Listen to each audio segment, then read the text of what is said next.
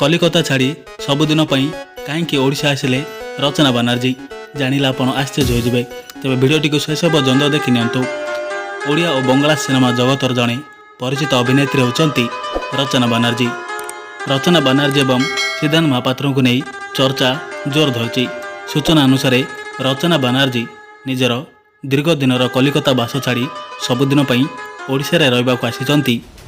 90 दशक ओडिया सिनेमा जगत सिद्धांत महापात्र और रचना बानर्जी जोड़ी दर्शकों हृदय रे एबे भी रहिछंती। सेमानक अभिनीत अनेक चलचित्र सुपरहिट होइतला एवं दर्शक माने सेमानकु वास्तव जीवन में एकाठी देखा चाहूले। रचनांक मनरे ओडिशा प्रति सबुबले एक अलग स्थान रही। एठारे भाषा संस्कृति खाद्य लोकों भल पाइबा तांको आकर्षित करि आसीची। विशेषकर सिद्धांतों सह काम करने समय गढ़ी उठुवा संपर्क स्मृति तांको बारंबार ओडिशा टाणी आनी थाए। चर्चा होची जे सिद्धांत महापात्र एवं रचना बानर्जी एकाठी होई पुणी थरे ओडिया चलचित्र जगत रे किछि नुआ चलचित्र रे एकाठी स्क्रीन शेयर करिवे। तेबे दीर्घ वर्ष पर ए लोकप्रिय जोड़ी को एकाठी देखिबार सुजोग पाइबे दर्शक माने। सोशल मीडिया रे मध्ये खबर को नहीं भिन्न भिन्न प्रतिक्रिया दे आसिचंती अनेक तांकर अगणित दर्शक।